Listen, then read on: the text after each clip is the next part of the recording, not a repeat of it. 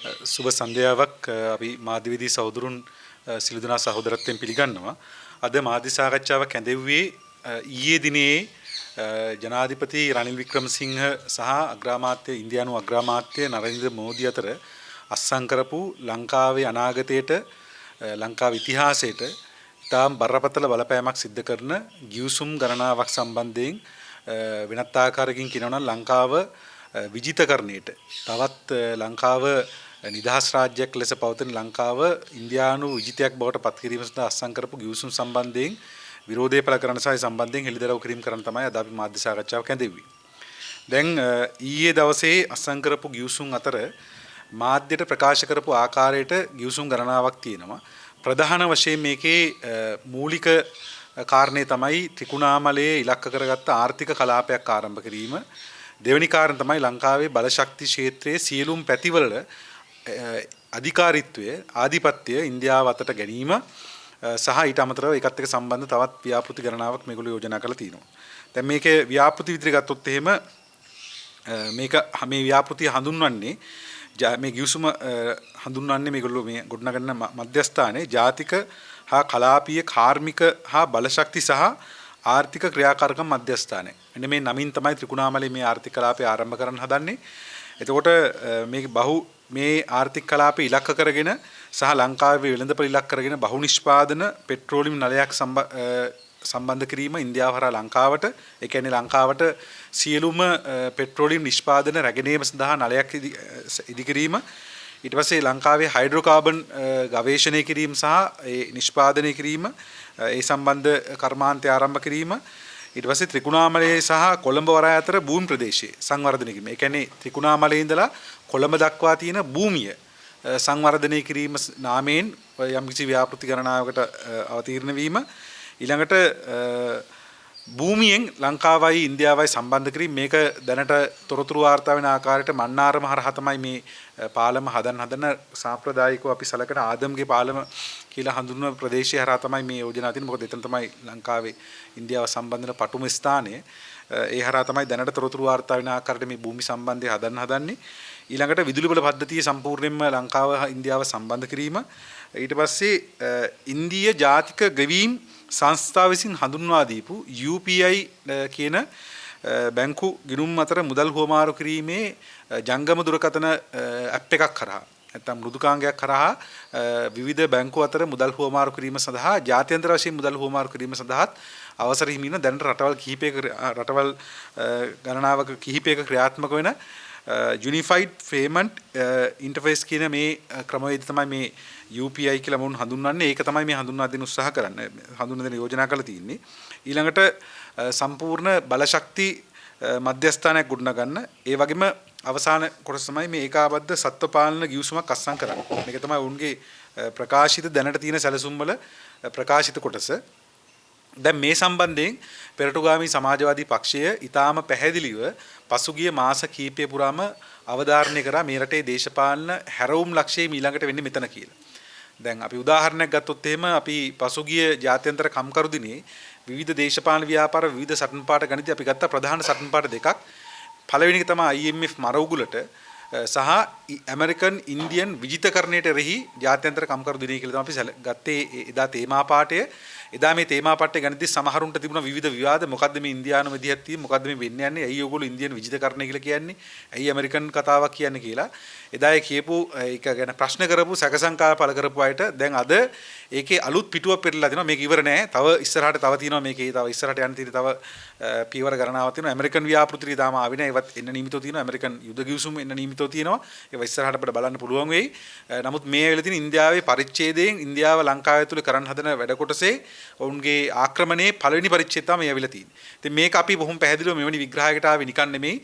පසුගිය අප්‍රේල් මාසෙ ඉඳලා ආරම්භ වෙච්ච විශේෂයෙන් පහුගිය මාර්තු පසුගිය අවුරුද්දේ මුල භාගයේ ඉඳලා ආරම්භ වෙච්ච තෙල් විදුලි ගෑස් අර්බුදය අපි දැක්කා. ඒ අර්බුදය උත්සන්න වෙනකොට අර කිසිම ආකාරයක ආර්ථික ඥානයක්වත් දේශපාලන ඥානයක්වත් ප්‍රායෝගික ඥානයක්වත් නැතුව දේශපාලනය කරපු රට හසුරුවපු රාජපක්ෂ කල්ලිය. දැන් මේක ගෝඨාභය රාජපක්ෂගේ ප්‍රශ්නයක් විතර නෙමෙයි. ඊට මහතුරු කාටවත් එදා උත්තර දෙන්න බැරුණා ඒ ප්‍රශ්න වලට. ඒ ප්‍රශ්න විසින් ප්‍රශ්නේ උඩු දිව්වා. රටේ ඇතිතරම් ආර්ථික විශේෂඥයෝ ගිය 2021 අවසාන කාල පරිච්ඡේදයේ ඉඳලා සැකපල කරා මේ රටේ විදේශ විනිමය සංචිතය හිඳෙනවා කියලා. ඒතර අජිත් නිවාඩ් කබ්‍රාල් කිව්වේ ඒවා හිතෙන්නේ නැහැ, එහෙම බය වෙන්න එපා, ඒවට කවුරුත් කලබල වෙන්න එපා කියලා. බැසිල් රාජපක්ෂ මේ ලංකාවේ කරන උණ්ඩියල් හවාලා ගණදුණු හරහා කරන වංචනික විදේශ මුදල් ලංකාවට ගෙනීම ගැන කියද්දි කිව්වේ ඒවා ප්‍රශ්නයක් නෑ, ඒවා අපි බලා ගන්නම් කියලා. දැන් අවසානයේ කරකිලා ආවා විශාල තෙල් සහ ගෑස් විදුලි අර්බුදයකට. ඒ අර්බුදයේ වෙලාවේ ඉන්දියාව අර්බුදයට පුදුම උනන්දුවකින් මැදිහත් වුණා. ඩොලර් බිලියන 3.9ක් දුන්නා කෙලින්ම ලෝස් නැතුව ඉන්දියාව. ඒ ඩොලර් බිලියන 3.9 දෙනකොටම අපි දන්නවා ඒක පිටිපස්සේ ඊළඟට ඉන්දියාවේ මෙන්න මේ කුමන්ත්‍රණය මේ ආර්ථිකයේ කොල්ලේ සඳහා අවශ්‍ය සූදානම් ඉන්දියාව කරනවා කියලා. ඒ නිසා දැන් අද ඉන්දියාව එකට සූදානම් වෙමින් තියෙනවා. මේ සූදානම් වෙන ඉන්දියාව 1980 දශකයේ තිබුණු ඉන්දියාවටත් වඩා ඊටාම දේශපාලන වශයෙන් සහ ආර්ථික වශයෙන් වෙන ගුණාත්මකව තියෙන වෙන තැනක. ඒක තමයි මේ රටේ ජනතාව අඳුර ගන්න ඕනකම තියෙන එක කාරණයක්. මොකද අද ඉන්දියානු ආර්ථිකය ලෝකයේ දැන් මේ ඉදිරි කාර්තු කීපය තුල ලෝක ආර්ථික අවපාතයක් එන නිමිතයි කියලා විශේෂයෙන් ආර්ථික විශ්ලේෂකයෝ ගණනාවක් පළ කරනවා. විශේෂයෙන් මේක ඒ ආර්ථික අවපාතය එන්න නිමිතයි කියලා කියන්නේ යුරෝපීය රටවල් වලට එක්සත් ජනපදයේ සහ විශේෂයෙන් බටහිර කේන්ද්‍ර කරගත්ත ආර්ථිකය තමයි එන්න නියමිතයි කියලා කියන්නේ. ඒ වගේම සමහර මේ පෙරදිග ආර්ථිකය පහුගිය කාලේ වර්ධනය වෙච්ච චීන වගේ රටවලටත් මේ ආර්ථික අවපාතය බලපානවා කියලා උන් කියනවා. නමුත් ඒ හැම කෙනාගේම තියෙන ප්‍රෙඩික්ෂන් වල නැත්නම් හැම කෙනාගේම තියෙන පුරෝකථනයන්ගේ ඔවුන් හැම කෙනාම බොහොම දැඩිව කියන කාරණයක් තමයි ඉන්දියානු ආර්ථිකයට මේ අවපාතය තුළ කිසිම බලපෑමක් වෙන්නේ නැහැ කියලා. ඒ නිසා ඉදිරි අවුරුදු 10 ඇතුළත ඉන්දියානු ආර්ථිකයේ වේගයෙන් ප්‍රසාරණය වෙනවා කියන එක තමයි ඔවුන්ගේ එක නිගමනයක්.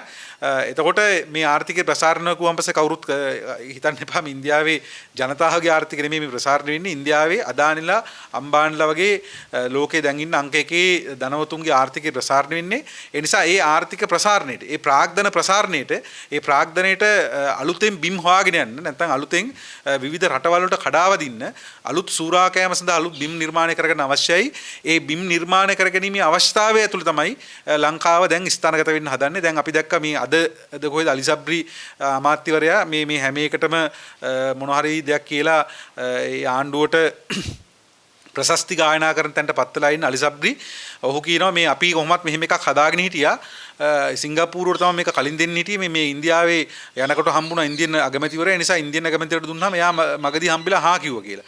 මේක ඒ වගේ හම්බයක් නෙමෙයි, බොරු කියන්න එපා. ඒ කියන්නේ මෙතන වෙලා තියෙන අර දැන් ඉන්දියාව අත අඹරලා මේ අස්සම් කරගන්නවා මේක. එතකොට අලිසබ්රි කියනවා නෑ ඉන්දියාව අත අඹරුනේ අපිම තමයි අත අඹරගෙන ඉන්දියාව ගාවට ගියේ කියලා. ඒක තමයි අලිසබ්රිගේ ප්‍රකාශය තියෙන්නේ. එහෙම දෙයක් නෙමෙයි ඉතින් පැහැදිලිව තියෙන්නේ. මේ ඩොලර් බිලියන 3.9ක් කරා දීලා ගත්ත ඒ ග්‍රිප් එක ඒ ආර්ථිකයේ සහ දේශපාලන හැසිරීමේ බලය තමයි දැන් මේගොල්ලෝ යොදවන්න හදන්නේ මේ ව්‍යාපෘති සඳහා. ඒතර මේ ව්‍යාපෘතිවල තියෙන අවදානම් මොකද්ද? ඒක තමයි මම හිතන්නේ අපි අවධානය කරන කාරණේ. දැන් මේක කියද්දී මෙන්න මේ කරුණ අපි අවධාරණය කරන්න ඕනේ. දැන් දේශපාලනේ තියෙනවා අර ඒ කියන්නේ යම්කිසි දිග ප්‍රක්ෂේපිත විශ්ලේෂණ කියලා අපි සාමාන්‍යයෙන් හඳුන්වන දෙයක් තියෙනවා. ඒ කියන්නේ ප්‍රක්ෂේපිත විශ්ලේෂණයක් කියලා කියන්නේ ඒ කියන්නේ අපි අර ප්‍රොජෙක්ෂන් ඇනලයිසිස් එකක්. ඒ කියන්නේ අපි යමක් මේ වෙන මොහොතේ වෙන දේ නෙමෙයි ඒ දේ තව තැනකට ගියහම පස්සේ නැත්නම් තව අවුරුදු කීපයකින් පස්සේ ඒ දේ ඇති වෙන ප්‍රතිඵලය මොකද්ද? නැත්නම් ඒ දේ තව තැනකට ගිහිල්ලා ඒ ප්‍රක්ෂේපණ එක තැනකට පතිත වෙලා ඊළඟට තව තැන් කීපයකට පතිත වෙනවද? ඒවෙන් ඇති වෙන ප්‍රතිඵලය මොකද්ද කියලා තමයි අපි සාමාන්‍ය විශ්ලේෂණයක් කියලා කියන්නේ. එතකොට මේ අපේ ඉදිරිපත් කිරීම එවැනි විශ්ලේෂණයක් මත පදනම් වෙලා තියෙනවා. ඒ කියන්නේ දවසේ පින්තූරේ ගත්තොත් එimhe හරි ලස්සනයි. මෝඩි ඉන්නවා මේ පැත්ත hinaවිලා, රනිල් ඉන්නවා මේ පැත්ත hinaවිලා දෙන්න ලස්සනට අතරක් දීලා මේක අස්සම් කරනවා. ඊට පස්සේ ප්‍රකාශනිකුත් වෙනවා ආර්ථිකය හදනවා කියලා කියනවා. ඉන්දියාව හැමදාම මිත්‍රයා කියලා කියනවා. අපි කොහොමවත් මෙයාව බලා ගන්නවා කියලා කියනවා. මේ ළමයාට අසනීප වුණාම පස්සේ අපි තමයි බෙහෙත් දෙන්න කියලා කියනවා. ඒ වගේ ඒවා කියනවා මෝඩි. හැබැයි ඒවා කිව්වට ඒක ඒ දවසේ පින්තූර නෙමෙයි අපි බලන්න ඕනේ මේ ආර්ථික ක්‍රියාමාර්ග මේ දේශපාලන ක්‍රියාමාර්ග මේක කොහෙටද ප්‍රක්ෂේපණය වෙන්නේ මේකෙන් කොහෙටද ඊළඟට මේක ගිහිල්ලා වැටෙන්නේ සහ ඊතනින් පස්සේ තව කී තැනකට මේක පොළාපයින්නවද ඒක ඇති වෙන ප්‍රතිභාගය මොකද්ද කියන එක අපි සලකන්නේ දේශපාලනයේදී ඒ නිසා මෙන්න මේ කරුණ මත පදනම් වෙච්ච විග්‍රහයක් තමයි අපි ඉදිරිපත් කරන්නේ ඒ අවදානම තමයි අපි මේ අවස්ථාවේ මතු කරන්නේ පළවෙනි කාරණය තමයි මේ පෙට්‍රෝලියම් නලය දැන් මෙවැනි පෙට්‍රෝලියම් නලයක් එලීමේ අවශ්‍යතාවය මොකක්ද? දැන් එකක් තමයි රුසියාවට ඇතිවිච්ච ආර්ථික සම්බාධකත් එක්ක ඉන්දියාව විශාල වශයෙන් රුසියාවේ තෙල් මිලදී ගත්තා. ඒ නිසා ඉන්දියාව ලංකාව ඇතුළු බොහෝ රටවල් වලට තෙල් අපනයනයේදී විශාල ආදායමක් ඉපුවා. සාමාන්‍යයෙන් දැනට සලකන ඉන්දියාවේ තෙල් අපනයනයෙන් ආදායම උපයන රටවල් අතර ඉදිරියෙන් ඉන්නවා කියලා. ඉතින් ඒ නිසා ඉන්දියාව එහෙම විශේෂ තෙල් හැකියාවක් නැතුව මේ රුසියාවේ ඇතිවෙච්ච අර්බුදේ පාවිච්චි කරා ඔවුන්ගේ තෙල් වෙළඳාම සඳහා. එතකොට ලංකාවෙත් මේ IOC එක විශාල ලාභයක් අත්පත් කරගත්ත මේ කරා. ඉතින් ඒක අපිට පැහැදිලි. දැන් ඒ తాවකාලික සාධක තියෙන අතරතුර මේගොල්ලෝ උත්සාහ කරනවා ලංකාවේ තෙල් වෙළඳ වලට තවත් අඩියක් තියන්න නලයක් දාලා. ඉතින් කාට හරි හිතෙන්න පුළුවන් නල වලින් ගේන එක හොඳයිනේ නැව් වලින් ගේනවට වඩා වීදමත් අඩු වෙනවනේ කියලා. ඉතින් වීදම අඩු නැහැ කියලා ලංකාවේ වෙළඳපළේදී ඒගොල්ලෝ අඩුවෙන් දෙන්නේ අපි දැන් මේ ලංකාවට ලාභයට දෙන්න ඕනේ. අපේ මේ ආලුව නැරෙමි කියලා එහෙම වෙන්නේ නැහැ. අනිවාර්යෙන් ඔවුන් විශාල ලාභයක් මේකෙන් අත්පත් කරගන්නවා. මේක ප්‍රධාන කාරණේක නෙමෙයි.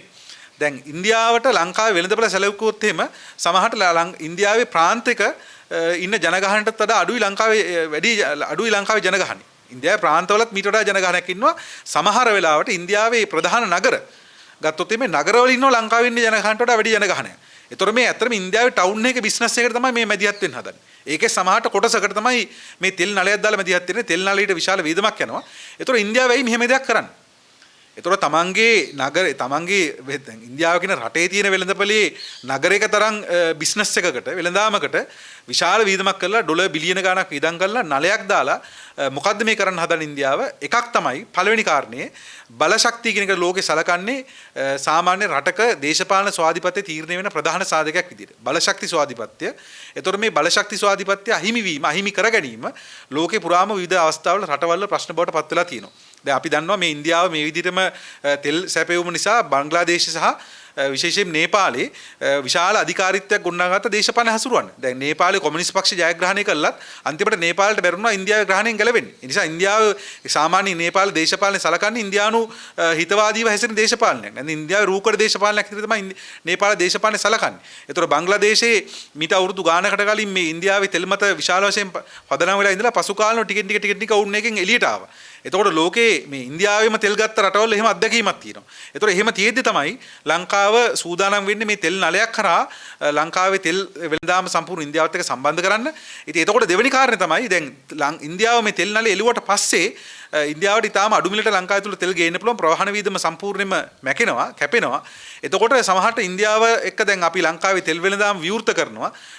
සිනෝපෙක් එක එනවා, තවත් ඕස්ට්‍රේලියානු සමාගමක් එනවා, IOC එක තියෙනවා, සහ සිපෙට්කෝ එක තියෙනවා. මේ විදිහට තෙල් වෙළඳපළ විවෘතයි කියලා කිව්වට එක්කෙනෙක් ඉන්නවා ඉතාලම අඩු මිලට තෙල් සැපයීම ලබා ගන්න. එතකොට ඒ නිසා අනිත් පැත්ත වෙන්න පුළුවන් දේ තමයි ඔවුන්ට පුළුවන් වෙනවා තරංගකාරී මිල ක්‍රමයේදී ඉතාලම පැහැදිලිව ඉතුරු තරංකරුවන්ව ඉවත් කරන්න. ඒ නිසා මේ తాවකාලිකව මේ තියෙන තරංකාරී තත්ත්ව ඉවත් වෙලා ක්‍රමානුකූලව ඒකාධිකාරීය තෙල් වල සම්පූර්ණ ඒකාධිකාරය ගොඩනගෙන්න පුළුවන් ඉන්දියාවට. ඒ නිසා ඒවා ඉදිරියේදී වෙන නිමිති දේවල් නිසා පැහැදිලිවම මේ තෙල් වල ඒකාධිකාරය ඉන්දියාවතට පත්වීම බලශක්ති ස්වාධිපත්‍ය පත්වීම බරපතල ප්‍රශ්නයක්. ඉතින් මේක තෙල් විතරක් නෙමෙයි මේකට සම්බන්ධ විදුලිය ඊළඟට මේගොල්ලෝ හයිඩ්‍රෝකාබන් ගවේෂණය කරන්න සූදානම් වෙනවා සහ නිෂ්පාදනය කරන්න. ඒතොර ඒක පැහැදිලිව මේකේ ගිවිසුම් මේකේ කොන්දේසි අපි දන්නේ නැහැ. දැනටමත් අපිට පේනවා ඉන්දියාව ගාව දන ගහලා තියෙන විදිය. ඒ නිසා මේ ලංකාවේ තියෙන සම්පත් ස්වභාවික සම්පත් පාවිච්චි කිරීමේදී අත්සන් කරන ගිවිසුම් අනිවාර්යෙන්ම මේ අර වත්ත බද්දට දීලා ඇස්සර දතින වෙන වගේ ගිවිසුම් වෙනවා මිසක් වෙන දෙයක් වෙන්නේ නැහැ. ඒ නිසා මේ ගිවිසුම් අනිවාර්යෙන්ම ලංකාවට පාඩු සහිත ගිවිසුම් බවට පත් වෙයි. ලංකාවේ සම්පත් කොල්ල කෑම අදානලට අම්බානලට ඕන විදිහට ලංකාවේ බලශක්ති කොල්ල කෑම සහ ඉන්දියානු ආර්ථිකයේ අවශ්‍යතාවලට ඒව කොල්ල කෑම මේ හරහා සිද්ධ වෙන්න ඉඩ තියෙනවා. ඒක තමයි මේකේ අනිත් පැත්ත හයිඩ්‍රෝකාබන් ගවේෂණය ඇතුළේ තියෙන. ඊළඟට දැන් මේකටම සම්බන්ධයි මේ තෙල් නලයේ ලීමත් එක්ක සම්බන්ධයි මේ ත්‍රිකුණාමල ආර්ථික කලාපේ. දැන් අපි දන්නවා දැනටමත් ත්‍රිකුණාමලේ තෙල් ටැංකි ටිකේ අයිතිය නැත්නම් තෙල් ටැංකි වල බලය පහුගිය අවුරුදු කීපයකට කලින් ගත්තා. මොකද මේ ලංකාවේ පාලකයෝ දවස ගානේ දවසට ජීවත් වුණාට දැන් ඉන්දියාව වගේ රටවල් දැන් සැලසුම් හදලා තියෙන 2075ට. දැන් ලෝකේ සාකච්ඡාවක් තියෙනවා 2075 නුට ඉන්දියානු ආර්ථිකය ලෝකේ දෙවෙනි ආර්ථිකය බවට පත් වෙනවා කියලා.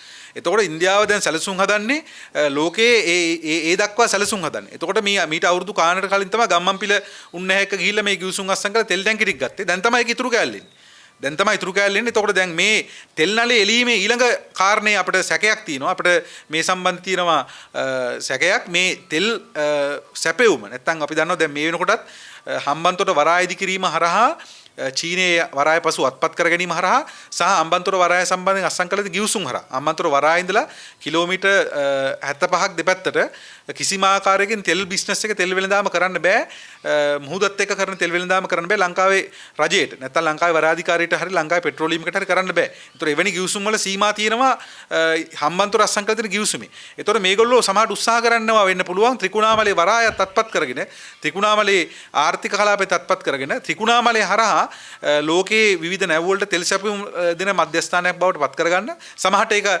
කොළඹ වරාය වෙන්නත් පුළුවන්. මොකද ඒකට හේතුව ත්‍රිකුණාමලේ සහ කොළඹ අතර සම්බන්ධ කරන මේ භූමි ප්‍රදේශයේ ආර්ථික සංවර්ධන කලාපයක් විදිහට නම් කරන්න යෝජනා කරනවා. ඉතින් අපිට මතකයි පහුගිය කාලේ ටියුෂන් පන්ති වල සමහර ගුරුවරු මේ ත්‍රිකුණාමලයේ කොළඹයි සම්බන්ධ කරලා අර භූමි භාගය සම්බන්ධ කරලා ඒ ටික මෙහෙම ඉරි වලින් පාට කරලා ලංකාව දෙකට වෙනවා කියලා මේ පහුගිය කාලේ ඇමරිකාවත් එක්ක අත්සන් කරන්න සූදානම් වෙච්ච ගිවිසුම ගැන අඳෝනා තියෙනවා. රාජපක්ෂ බලයට එන්න කලින් දැන් ඒගොල්ලන්ට කියනවා මේ ගිවිසුමේ කෙලින්ම දැන් ඒක ඇවිල්ලා තියෙනවා. ඉන්දියාව කියනවා ත්‍රිකුණාමලේ කොළඹයි සම්බන්ධ කොළඹ වරාය සම්බන්ධ කරපු භූමියෙන් සම්බන්ධ කරපු කලාපයක සංවර්ධන කටයුතු වල සූදානම් වෙනවා කියලා. එතකොට මේක ආර්ථික කලාපයක්ද? මේ ආර්ථික කලාපේ මොකක්ද දෙන ගිවිසුම් මොනවද කොන්දේසි? මේ කිසිවක් තන්නේ නැතුව තමයි දැන් මේ ගිවිසුම ක්‍රියාත්මක කරන්න හදන්නේ. මේක ක්‍රියාත්මක කරද්දී දයෝපගත සිදුවීම තමයි රාජපක්ෂ ජුන්ටාව ඒ පාලනය ඇතුළේ අත් උස්සුස්ස ඉන්නවා. දැන් මේව ඔක්කොම ක්‍රියාත්මක කරද්දී හැමදාම මේවට විරුද්ධව ව්‍යාජ ලෙස පෙනී හිටපු ව්‍යාජ ලෙස දේශප්‍රේමයකට කතා කරපු රට ගැන බොරුවට හැමදාම පෙනී ඉන්නවා කියලා පෙන්නපු දිනේෂ් ගුණවර්ධනලා ඊට පස්සේ තව රාජපක්ෂ නඩය ඒ ජාතිකවාදී නාමයෙන් දේශපාලන බලය ගත්ත ඒ නඩය තමන්ගේ දෙපරන්දස්ස ගහගෙන වලිගය මේ ආණ්ඩුව අස්සේ läගලා ඉන්න එක තමයි මේක ඊටාම හාස්‍යජනක දයෝපගත සිදුවීම. ඒකත් තියෙනවා මේක අස්සේ. මේ නාට්‍ය අස්සේ. ඒකත් අපිට බලන්න පුළුවන්. එතකොට මේ භූමියෙන් සම්බන්ධය හදන්න යෝජනා කරනවා. මේ භූමිය සම්බන්ධය හදන්න යෝජනා කරන්නේ ඉන්දියාව සහ මන්නාරම හරහා තමයි මේ භූමි සම්බන්ධය හදන්න යෝජනා කරන්නේ. ඒතොර මේ භූමිය සම්බන්ධ කිරීම පැහැදිලිවම ඉතින් මේ ටික ඔක්කොම කරාට පස්සේ ඒ කියන්නේ තෙල් වල ආධිපත්‍යයක් ගන්නවා, විදුලි ආධිපත්‍යයක් ගන්නවා, භූමියෙන් සම්බන්ධ කරනවා, වරායවල ටිකත් අල්ල ගන්නවා, ප්‍රධාන ස්වභාවික වරායත් අත්පත් කර ගන්නවා. මේ සියල්ල සිද්ධ වුණාන් පස්සේ අපිට කියන්න තියෙන ඒතර ලංකාව අපේ සටන් අපි කියපු කාරණේ විජිතකරණේ ගොදුරු බවට ලංකාව පත් වෙනවා. ලංකාව එක්ක ලංකාව ඉන්දියාවේ ඊළඟ ප්‍රාන්තය බවට පත් වෙනවා, එක්ක උතුර සහ නැගෙනහිර ඉන්දියාවේ ඊළඟ ප්‍රාන්තය බවට පත් වෙනවා. ඒක තමයි මේ ආර්ථික සහ මේ ඊ අත්සන් කරපු ගිවිසුම් වල දේශපාලන යොමුව මේකේ ප්‍රොජෙක්ෂන් එක නැත්නම් මේකේ තියෙන ප්‍රක්ෂේපණය තියෙන්නේ අන්නේ දක්වා. ඒ නිසා ඒ අනතුරු දකින්න කියලා අපි මේ රටේ ජනතාවගෙන් විශේෂයෙන් ඉල්ලා හිටනවා. දැන් ත්‍රිකුණාමල වරාය වගේ එකක් ගත්තොත් එහෙම ඒක ඊටාම මේ සාමාන්‍යයෙන් පහුගිය ලෝක ඉතිහාසයේත් ලෝක විශේෂයෙන් දෙවන ලෝක යුද්ධෙදී සලකන්නේ මේ බ්‍රිතාන්‍යයන්ට ජයග්‍රහණය ලබන්න නැත්නම් බ්‍රිතාන්‍යයන්ට ජපානය පරාජය කිරීම සඳහා බලපාපු ප්‍රධාන යුදමය වැදගත්කම් සහිත තැන් දෙකක් සාකච්ඡා කරනවා සාමාන්‍ය දේශපාලන ඉතිහාසයේ මේ ලෝක යුද්ධයට දාලා යුද ඉතිහාසයේ ඒ තැන් දෙක තමයි එකක් මලක්කා සමුද්‍ර සංධියේ ඒ බලය බ්‍රිතාන්‍යයන් සතු තිබීම බ්‍රිතාන්‍ය නාවික හමුදාව සතු තිබීම ඊළඟට ත්‍රිකුණාමල වරායේ බලයේ නාවික ඉන්දියා බ්‍රිතාන්‍ය නාවික හමුදාව සතු තිබීම. ඒ නිසා මේ ත්‍රිකුණාමල වරාය කියන එක අද ඒක දීවර වරායක් විදිහට නැත්නම් සාමාන්‍ය කටයුතු කරන වරායක් ලෙස පැවතුනාට මේක භූදේශපාලනික වශයෙන් සහ නාවික යුද දේශපාලන වශයෙන් ඊටාම වැදගත් වරායක්. මොකද මේක ස්වභාවික වරායක්. ඒ නිසා මේ ස්වභාවික වරාය බලය ඉන්දියාව අතර යාම ඊටාම බරපතල කාරණයක් විදිහට අපිට සලකන්න පුළුවන්. මීට කලින් මේ ආර්ථික කලාපේ, ඒ කියන්නේ ඉන්දියා මේ ත්‍රිකුණාමලයේ මුල් කරගත්ත ආර්ථික කලාපය මීට කලින් සැලකුවේ වර්ග කිලෝමීටර් 624ක ආර්ථික කලාපයක්. අපි දන්නේ දැන් අලුත් ගිවිසුමේ කොහොමද මේක සඳහන් වෙන්නේ කියලා. ඒක හරියටම කොළඹ දිස්ත්‍රික්කයට වඩා විශාල ආර්ථික කලාපයක් ඉන්දියාවට මේ ත්‍රිකුණාමලයේ ප්‍රදේශයේ මේ කලින් සැලසුම් රණු තිබුණේ. ඉතින් අපි අලුත් සැලසුම් එළියට ආවොත් අපිට බලන්න පුළුවන් ඒක මොකක්ද කියලා. එතකොට මේ සියල්ල සිද්ධ වෙනවා. එක පැත්තකින් ඉන්දියාව ත්‍රිකුණාමලයේ ආර්ථික කලාපය හදනවා, තෙල් නල හරහා සම්බන්ධ වෙනවා, භූමිය සම්බන්ධ වෙනවා, ඊළඟට විදුලි බල පද්ධතිය සම්බන්ධ කරනවා. ඒක විදුලි බල පද්ධතිය සම්බන්ධ කරාම පස්සේ ලංකාවයි ඉන්දියාවයි විදුලි බල වශයෙන් සම්බන්ධ වෙනවා. ඒතකොට ලංකාවේ බල ශක්තිය සම්පූර්ණ ඉන්දියාවට ඒකේ ස්වාධිපත්‍ය අපිට අහිමි වෙනවා. ඉන්දියාවේ ස්විච් එක ඔන් ඔෆ් කරනකොට පුළුවන් ලංකාවේ දේශපාලනයේ පාලනය කරන්න. දැන් සමහරු මේ මැසිවිල් නගරම විදුලි බල මණ්ඩලයේ තියෙන වෘත්තීය සමිති වලින් තමයි විදුලි බල මණ්ඩලයට මේ දේවල් හසුරුවන්නේ. ඒගොල්ලෝ බෝනස් ගන්නවා, වරව ගන්නවා, මේව ගන්නවා කියලා. ඒ විවේචනවල තියෙන සත්‍යතාවෙන් කෙසේ වුණත් එතකොට දැන් මේවා සිද්ධ වෙන්නේ ඔක්කොම ලංකාව ඇතුළේ වෙන දේවල්. දැන් මේ සිද්ධ වෙන යන දේ කියලා කියන්නේ ලංකාව ඇතුළේ දෙයක් නෙමෙයි. එතකොට මේ ඊළඟට ලංකාවේ විදුලිය වර්ජනය කිරීම සහ වර්ජනය කරලා ඕනම ගිවිසුමකට එකඟතාවයට ගැනීමේ හැකියාව ඉන්දියාවත් පත් කරගන්නවා. සහ ඒ විතරක් නෙමෙයි ඉන්දියාව තීරණය කරනවා ලංකාවේ යුනිට් ප්‍රයිස් එක කීයද කියලා විදුලියේ. ඒක ලංකාවේ ආර්ථික නිසා ඉතාම බලපෑම් සාගතයි. දැන් උදාහරණයක් ගත්තොත් එimhe ලංකාවට එන ආයෝජකයෝ සලකන එක කාරණයක් තමයි රටක ආයෝජනවලදී විදුලි වල ඒකක වීදම කොච්චරද? මේක සලකන කාරණයක්. ඒතර අපේ ඒකක වීදම තීරණය කරන්නේ ඉන්දියාව වෙළඳපොළ විසින්. ඒතර ඉන්දියාව වෙළඳපොළ විසින් අපේ ඒකක වීදම තීරණය කරනකොට අනිවාර්යයෙන්ම ඉන්දියාවට ඕන නම් පුළුවන් අපේ ඒකක වීදම ඉහළට ගෙනල්ලා වැඩි කරලා ඒක හරහා ඉන්දියානු ආර්ථිකයට ඒ සියලුම ආයෝජන ගලා යන විදිහට සකස් කරන්න. එතකොට මේ සියල්ල සැලකුවහන් පස්සේ ඉන්දියානු ආර්ථිකයට මේ ලැබෙන වාසිය නැත්නම් වුන් මේ අර්බුදය හරහා පාවිච්චි කළ ගන්න වාසිය ඒක විදුලි බලය හරහාත් ලබා ගන්නවා. ඊළඟට සාම්පූර් බල ශක්ති මධ්‍යස්ථානයක් යෝජනා කරනවා. ඒතර සාම්පූර් බලාගාරයකුත් මේ පහුගිය කාලේ තුන්ව සාකච්ඡාවේ ඒවත් ඉස්සරහට එනවා. ඊළඟට මේකේ ප්‍රධාන කාරණයක් තමයි මේ UPI සිස්ටම් එක. නැත්නම් මේ ආර්ථිකයේ මුදල් සංසරණය සඳහා රට තුල සහ රටවල් අතර මුදල් සංසරණය සඳහා දැනට ඉන්දියාවත් එක්ක රටවල් 7ක් සම්බන්ධලා තියෙන UPI සිස්ටම් එක කියන එක. ඉතින් මේක දැන් සාමාන්‍යයෙන් දැනට වාර්තා වෙලා තියෙන තොරතුරු වලට අනුව මේ ක්‍රමවේදය හරහා ජංගම දුරකථනයකින් පුළුවන් අපිට මුදල් හුවමාරු කරන්න විවිධ ගිණුම් අතර වෙනත් රටවල් වල ගිණුම් අතර හුවමාරු කරන්න පුළුවන්. ඒතර මේක සාමාන්‍යයෙන් සලකන්නේ අර බැංකු වලින් ඉවතට යාමක් නැත්නම් බැංකු ක්‍රමයෙන් අර සජීවීව බැංකුව හරහා සම්බන්ධ වෙනුවට බැංකු ක්‍රමයෙන් ඉවතට යාමේ පියවරක් විදියට. ඉතින් ඒතර මේකේ අධිකාරිය යන්නේ විශේෂයෙන්ම ඉන්දියානු සමාගමකට. ඉතින් ඉන්දියානු සමාගමක් විසින් තමයි මේකේ අධිකාරිය හසුරවන්නේ. ඉතින් මේකේ අපිට දැනට තියෙන මේ ඉදිරි සැලසුම් සියල්ල ආවට පස්සේ තමයි මේ සම්බන්ධ අපිට ටිකක් පුළුල් අදහසක් කියන්න පුළුවන් වෙන්නේ. නමුත් දැනට ලෝකේ යනවා සාකච්ඡාවක් මේ ඩිඩොලරයිසේෂන් කියලා. නැත්නම් ඩොලර් හරණය කියලා සාකච්ඡාවක් දැනට තියෙනවා. සහ ක්‍රියාවලියක් දැනට තියෙනවා. ලබන අගෝස්තු මාසේ කැඳවන්න නියමිතව තියෙන බ්‍රික්ස් සමුළුවේදී සාකච්ඡා වෙන නියමිතව තියෙන අලුත් මුදල් ඒකකයක් හඳුන්වා දෙන්න. ඉතින් ඩොලරයෙන් ඉවතට යාම කියන එක ලෝකීය ආර්ථිකයේදී යම්කිසි දෙයක ධනාත්මක ප්‍රවණතාවක් එන්න පුළුවන්. ලෝකේ ඩොලරයට ලබාගෙන තියෙන අධික බලය, ඒ බලය දේශපාලන වශයෙන් පාවිච්චි කිරීම කියන කාරණේ උඩ ඒක ධනාත්මක සාධකයක්. නමුත් ඒ හරහා තවත් අධිකාරියක බලයට යටත් කිරීම කියන එක තමයි මේක පිටිපස්සේ ඊළඟට එන්නේ. ඒ කියන්නේ මේ ඩිඩොලරයිසේෂන් වලින් එන්නේ ප්‍රජාතන්ත්‍රවාදයක් නෙමෙයි. ඒ කියන්නේ ඒක හරහා ඩොලරෙන් ඉවත් වෙලා හැම රටකටම තමන්ගේ මුදල් ඒකකයට වටිනාකමක් ඇවිල්ලා එවැනි තත්ත්වයක් නෙමෙයි ඉන්නේ. ඒක වෙන ගමන් ඒ අතරතුර තවත් කලාපීය කඳවුරු උත්සාහ කරනවා, කලාපීය බලවතුන් උත්සාහ කරනවා තමන්ගේ මුදල් ඒකකේ බලවත් කරන්න. ඒ වගේම ඔය ඩිජිටල් කරන්සි හඳුන්වා දීපු සමාගම උත්සාහ කරනවා ඒවා බලවත් කරන්න. එවැනි නිසා අද ලෝකේ ප්‍රවණතාවය ඒක නිසා ඒ ප්‍රවණතාවයේ කොටසක් වෙන්න පුළුවන් මේ UPI කියන මේ ක්‍රමවේදය. ඉතින් අපි ඒක ඉස්සරහට අපිට තව තොරතුරු හරහා තමයි ඒක සාකච්ඡා කරන්න වෙන්නේ. ඊළඟට මේකේ තියෙනවා මේ ඒකාබද්ධ සත්ව පාලනය කියලා. මම හිතන්නේ ඒක නම් යෝජනා කරලා නැත්නම් මේ පාර්ලිමේන්තුව පාලනය කරන්න වෙන්න පුළුවන්. මොකද ඒකාබද්ධ සත්ව පාලනයක් මොකටද කරන්න කියලා ඉන්දියාවේ ලංකාවේ අපිට වැටෙන්නේ. සමහරට ඒක පාර්ලිමේන්තුව සඳහා ඕක කැබිනට් මණ්ඩලය සඳහා අත්සන් කරපු කොටසක් වෙන්න පුළුවන්. ඉතින් ඒකත් තියෙනවා. ඉතින් අපි බලාපොරොත්තු වෙනවා මේ පශු සත්ව නිෂ්පාදනය සම්බන්ධ තියෙන මේ විවිධ සංවිධාන වලින් මේ සම්බන්ධයෙන් වුන් ඉදිරියේදී කරුණු ඉදිරිපත් කරයි මේක පාර්ලිමේන්තුවට බලපාන්නේ නැත්නම් ලංකාවේ මේ සත්ව නිෂ්පාදනයට බලපාන්නේ කොහොමද කියලා. ඉතින් ඒකට අපි ඉඩකට ලබා දෙනවා. ඉතින් මේ සියල්ල සැලකුවාන් පස්සේ අපිට ඊටාම පැහැදිලි මේක කෙලින්ම මේ සරල කොට අපිට සලකන්න බෑ. බලශක්ති ස්වාධිපත්‍ය, ආර්ථිකයේ ස්වාධිපත්‍ය, ඊළඟට භූමියේ ස්වාධිපත්‍ය මේ සියල්ල අත්පත් කරගන්නවා. මේකේ තව හෙලි නොවුණු ගිවිසුම් ප්‍රමාණයක් තියෙනවා කියලා අපි සැක කරනවා. එකක් තමයි දැන් බටහිර ජැටිය තමයි කොළඹ වරායේ ලබාගත්ත මේගොල්ලෝ. නැගෙනහිර ජැටියට මේගොල්ලෝ තවමත් සටන් කරනවා. ඒ නිසා නැගෙනහිර ජැටි ඉල්ලීම තියෙනවා. ඒතකොට නැගෙනහිර ජැටියයි බටහිර ජැටියයි ත්‍රිකුණාමල වරායයි මේ සියල්ල ඉන්දියාව අතට යනවා කියලා කියන්නේ ලංකාවට වරාය බලය අහිමි වෙනවා. ඒක ඉන්දියාවට අවශ්‍යයි. ඉන්දියාව අපි දිගටම මේ ගැන කරුණු හෙළිදරව් කරලා දෙනවා. ඉන්දියාවේ තියෙන ඉහළ වැඩියෙන්ම ඉන්දියාවේ බාණ්ඩු හොමාරු වෙන වරාය තමයි ඉන්දියාවේ නේරු වරාය. නේරු වරාය තියෙන ලෝකේ වරාය ශ්‍රේණිගත කිරීම වල 33 වෙනි තැන. දැන් ලංකාවේ කොළඹ වරායේ තියෙන වරාය ශ්‍රේණිගත කිරීම වල 16 17 වෙනි තැන වගේ තියෙනවා. එතකොට ඉන්දියාවට වඩා ලංකාවේ වර්ෂයක කරන බහලුම් එහා මෙහා කිරීම නැත්නම් බහලුම් කන්ටේනර්ස්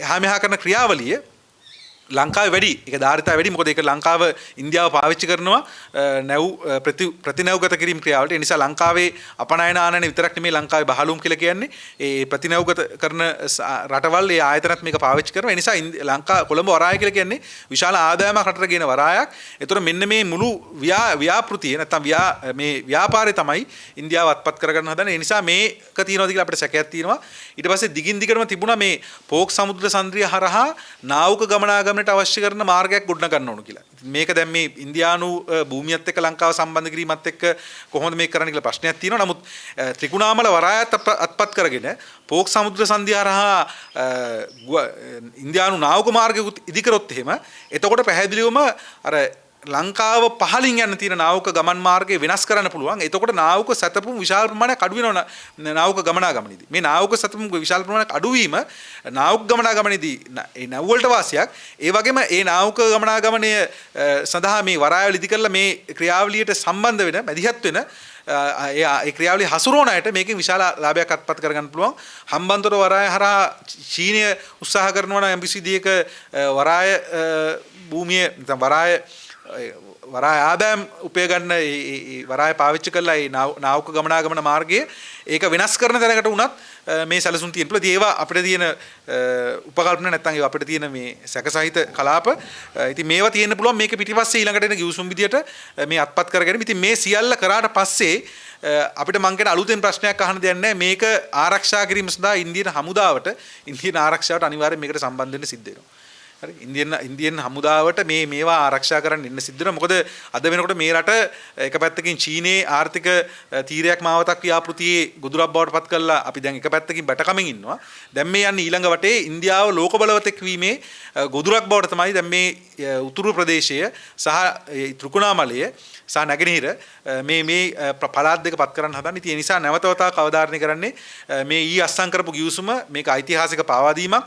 මේක ඓතිහාසික ද්‍රෝහිකමක් මේ රටේ ජනතාවට දීව කරපු මේක කරන්න රනිල් වික්‍රමසිංහට බලයක්වත් හැකියාවක් නැහැ. රනිල් වික්‍රමසිංහ පහුගිය මැතිවරණය පරාජය වෙච්ච පුද්ගලයෙක්. ඔහුට ජනවරමක් නැහැ. ඒතර ඔහුට ජනවරමක් නැතුව තමයි මේ සියල්ල කරන්නේ. ජනවරමක් තිබිච්ච අය අවුරුදු 99 ගිවිසුම් අස්සම් කරද්දී මිනිස්සු ප්‍රශ්න කරා අවුරුදු 5කට බලයට ඇවිල්ලා කොහොමද අවුරුදු 99කට ගිවිසුම් අස්සම් කරන්න කියලා. ඒ ජනවරමක් තිබිච්ච අය අස්සම් කරද්දී දැන් මේක සිද්ධ වෙන්නේ ජනවරමක්වත් නැති පාලකයෙක් තමයි අඩුමතරමේ මහජන නියෝජිත ආයතන ප්‍රජාතන්ත්‍රවාදී පාර්ලිමේන්තුව තමයි උත්තරීතර ව්‍යවස්ථාවට යටත් වෙන්න කියලා අනිත් මිනිස්සුන්ට බණ කියන කට්ටිය මේ ගිහිල්ලා අස්සම් කරන ගිවිසුම් කවුරුවත් දකින්න නැතුව රටවත් දකින්න නැතුව ජනතාවත් දකින්න නැතුව ජනතාවගේ ඉරණම තීරණය කරන ගිවිසුම් අස්සම් කරනවා.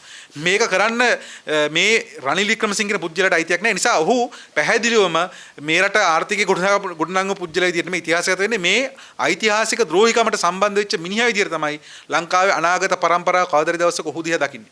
නිසා මේක අපි අද දකින්න අද දවස නෙමෙයි තව අවුරුදු 10ක් 20ක් 30ක් 40ක් ඉස්සරහට මේ රට ගෙනියන්න හදන මාවත සම්බන්ධයෙන් ඒ නිසා මේ පාවා දීමට තමයි මේ රට ගෙනියන්න හදන්නේ අත්පත් කර ගැනීමට. ඒ නිසා එක පැත්තකින් IMF කොන්දේසි වලින් මේ රටේ ආර්ථිකයට පහර දෙමින් ඉන්නවා. ජනතාවගේ අයිතිවාසිකම් කොල්ලකමින් ඉන්නවා. ඊළඟ වටේ දැන් මේ ඇවිල්ලා තියෙනවා ඊළඟ න්‍යාය පත්‍රය ඉන්දියානු ඩොලර් බිලියන 3.9 ණයවලට හිලව් වෙන්න උතුර සහ නැගෙනහිර ඉන්දියාවට පැවරීමේ ව්‍යාපෘති තමයි මේ ඇවිල්ලා තියෙන්නේ. ත්‍රිකුණාමල ආර්ථික කලාපය හරහා ලංකාවේ ස්වාධීපත්‍ය ගොදුරු කිරීමේ ව්‍යාපෘතිය ඇවිල්ලා තියෙන්නේ. ඒ නිසා මේක පරාජය කරන්න ඕනේ. ඉතින් පාර්ලිමේන්තුවට මේක ගෙනාවත් අපි හිතන්නේ ඒ පාර්ලිමේන්තුවේ ඉන්න මහත්තුරු එහෙට මෙහෙට වැඩෙන්න පුළුවන්.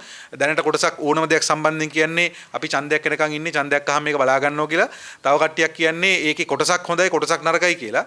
ඉතින් ඒ නිසා පාර්ලිමේන්තුවට ගෙනාවත් ඕවගේව තමයි අපිට අහන්න හම්බෙන්නේ. ඉතින් අපි හිතනවා මේ රටේ මහ ජනතාවට මේ ගිවිසුම් සම්බන්ධයෙන් ඇස් දැල්වල බලන්න මේ පාවාදීම දිහා ඇස් දැල්වල බලන්න මේකට එරෙහිව පෙළ ගැහෙන්න කියලා අපි ජනතාව ඉල්ලා හිටනවා. අපි ආරම්භ කරනවා පැහැදිලිවම අපි ඉන්දියාවටත් කියනවා අපි මේ බලහත්කාරී ගිවිසුම් අස්සම් කරන සියලු දෙනාට කියනවා මේකට එරෙහිව මේ රටේ ජනතාව ඉඩ දියන්නේ නැහැ. මේ රටේ ජනතාව මේ රට පුංචි රටක් වුණාට මේකට එරෙහිව ආපු ආක්‍රමණය සියල්ලට එරෙහිව සටන් කරපු ඒකට මැදිහත් වෙච්ච ඉතිහාසය මේ රටේ ජනතාවට තියෙනවා.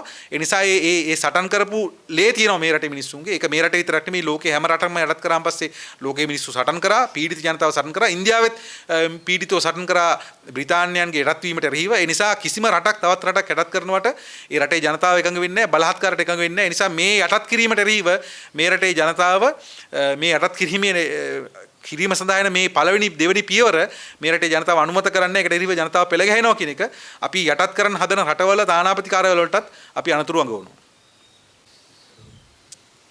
ඔහුගේ කතා වුණා ඉන්දියානු හුදෙලේ ලංකාවේ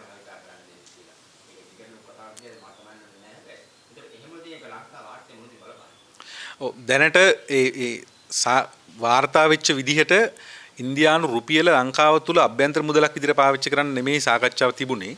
ඉන්දියාව සහ ලංකාව අතර විදේශීය ගණදුණු සඳහා ඉන්දියන් රුපියල යොදා ගැනීම. සාමාන්‍යයෙන් අපි රටක් විදිහට විදේශී ගණදුණු වලට පාවිච්චි කරන ඩොලර්. දැන් අර මම කලින් සඳහන් කරපු ඩිඩොලරයිසේෂන්. ඒ කියන්නේ ඩොලර් හරණය කියන ලෝකයේ වෙල තියෙන ප්‍රවණතාවයේ කොටසක් විදිහට තමයි මේක සැලකෙන්නේ. ඉතින් ඩොලර් වලින් ඉවත් වීම ලංකාවටත් ලෝකයේ ඕනම රටකටත් අපි හිතනවා ඒක ඩොලර් ගණදුණු ඉවත් වීම සාධනීකාරණයක් වෙනවා ආර්ථිකයකට.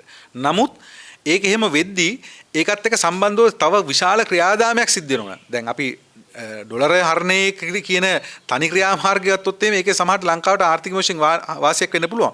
හැබැයි ඒකත් එක්ක සම්බන්ධ වෙලා අපේ රායවල් ටිකක් නැති වෙනවා නම් අපේ බලශක්ති ස්වාධීනපත්‍යක් නැති වෙනවා නම් අපේ තෙල් සැපීමේ සම්පූර්ණ ඒකාධිකාරී රටකට යනවා නම් වෙනම ආර්ථික කලාපයක් රටක් ඇතුලේ හැදෙනවා නම් තවත් රටක අන්නේ සියල්ල එකතු කරාන් පස්සේ එතකොට ඒකට එන්නේ වෙන විග්‍රහයක්. ඒතකොට ඒක සම්බන්ධ කරන්න වෙන්නේ අපිට මේ සමස්ත ක්‍රියාවලියේ පුරුකක් විදියට. එතකොට ඒක ලංකාවට අවාසිදායකයි.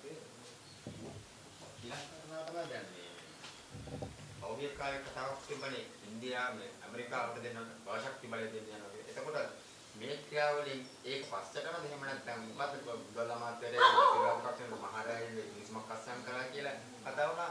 එතකොට ඒක ඒ ක්‍රියාවලිය පැනලා කියලා විද්‍යාවක් පටන් ගන්න මොකද්ද මේ එතකොට එහෙම වෙන්නේ? ඔව් පැහැදිලිවම දැන් අපි දිගටම අවධාරණය කරා මේ LNG ගිවිසුම සහ වෙනත් බලශක්ති ගිවිසුම් සම්බන්ධයෙන්.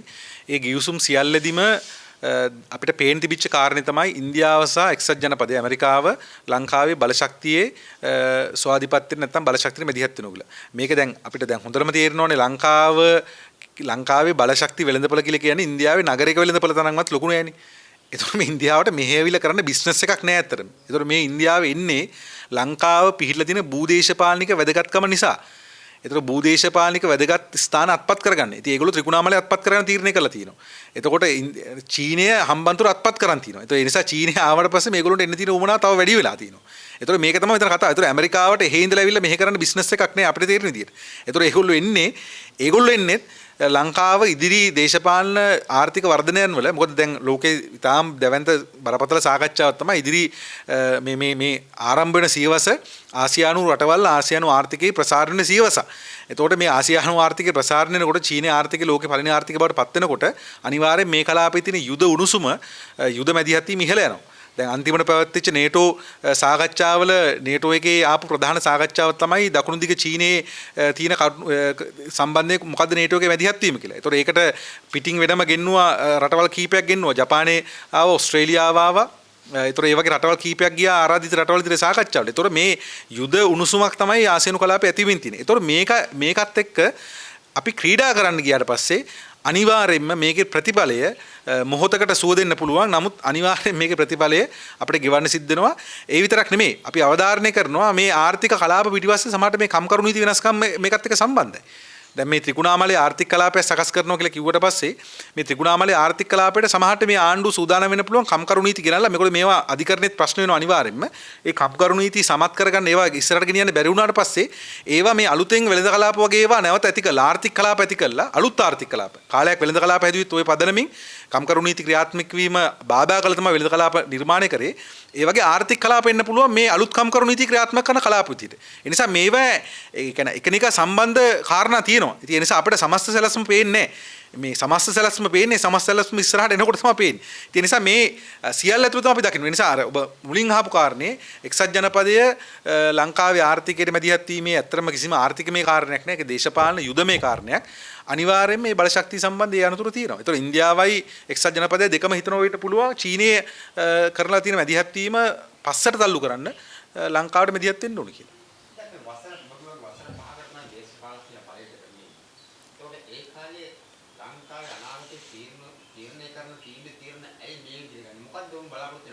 ඒක තමයි නියෝජිත ප්‍රජාතන්ත්‍රවාදයේ තියෙන ප්‍රශ්නේ. මේ අපි ප්‍රජාතන්ත්‍රවාදී කියලා පාවිච්චි කරන ආකෘතියේ තියෙන ප්‍රශ්නේ තමයි ඒක. ඒ කියන්නේ අපි නියෝජිතයෝ පත් කරන්නේ අවුරුදු 5කට. ඒ 5 අතර අපිට මේ නියෝජිතයා එක්ක සම්බන්ධ වෙන්න විරෝධය පළ කරන්න ඒ ආයතන වලට ගැටෙන ක්‍රමයක් නැහැ. අපි ඒ නිසා තමයි කියන්නේ ජනසහභාගී ප්‍රජාතන්ත්‍රවාදයක් රටට අවශ්‍යයි කියලා. ඒතර ජනසහභාගී ප්‍රජාතන්ත්‍රවාදයේදී අපි අවධාරණය කරන්නේ ජනතාව රාජ්‍ය පාලනයට මැදිහත් වෙන්න ඕනේ. ඒතකොට මම මේ හැමෝටම කලබල දැන් ගොඩක් අය කලබලයිනේ උද්ඝෝෂණ ඒ වගේ ඒවා තියෙනවා කලබල. ඉතින් කලබල වෙන්න දෙයක් නැහැ එතකොට. ඒතර උද්ඝෝෂණ කියලා જાතියක් අවශ්‍ය නැහැ. මිනිස්සු ඒ මහජන කවුන්සිල් වලට ජන සභාව වලට ජන අරගල සභාව වලට මොනවහට එකතු වෙලා මිනිස්සු තමන්ගේ මතය කියනවා මේව කරන්න එපා මේව කරන්න කියලා. එතකොට ආණ්ඩුවට බොහොම ලේසියෙන් දැනගන්න පුළුවන්. ඉතින් ඒවා මේගොල්ලෝ කරන්නේ නැහැ. ඒකට හේතුව මහජනතාවගේ ජන සභාව නෙමෙයි. මේ තියෙන පාලෙගෙන මේ වඳ බහැපු පාර්ලිමේන්තුවක් කැඳවන්නේ නැහැ. අදුතරේ වඳ බහැපු පාර්ලිමේන්තුව කිව්වේ නෑනේ මේ ගිවිසුම් සම්බන්ධයෙන්. හරි ඇවිල්ලා කියන්නම් කියලා කියන්නේ. ඉතින් ඇවිල්ලා කියන දෙයක් නෙමෙයි මේක අස්සම් කළා. හරි එතකොට ඒ සියල්ලෙන් පේනවා ප්‍රජාතන්ත්‍රවාදී කියලා මේ අද තියෙන ප්‍රජාතන්ත්‍රවාදය යල් පැනලා ඒ නිසා ජනතාවට අනිවාර්යයෙන්ම සිද්ධ වෙනවා මේ ක්‍රමයේ අතික්‍රමණය කරන මේකට එක එක මූණු ගෙනලා හරියන්නේ අරයා හොඳයි එයා මේ දවස්වල ඒකට විරුද්ධව කතා කරනවා එයා නම් නියමයි කියලා වැඩන්නේ මේ සිස්ටම් එක ඇතුලේ තව කවුරු ස්ථානගත කරත් ඒ හැමෝම එක්කෝ කැමැත්තෙන් හෝ අකමැත්තෙන් මේ ව්‍යාපෘති වල ගොදුරු වෙනවා. ඒක වළක්වන්න නම් මහජනයා රාජ්‍යයට සම්බන්ධ විය යුතුයි. මහජනයා රාජ්‍ය බලයක් ලෙස රාජ්‍යයේ කුළුණක් ලෙස නැගී හිටින තත්ත්වයක් ඇති කරන්න ඕනේ. දැන් රාජ්‍යයේ කුළුණු ඔක්කොම තියෙන මහජනයාට පිටින්. ඒ නිසා මහජනයා කියන කුළුණ රාජ්‍යයේ ඉස්සරහට ගේන්න ඕනේ.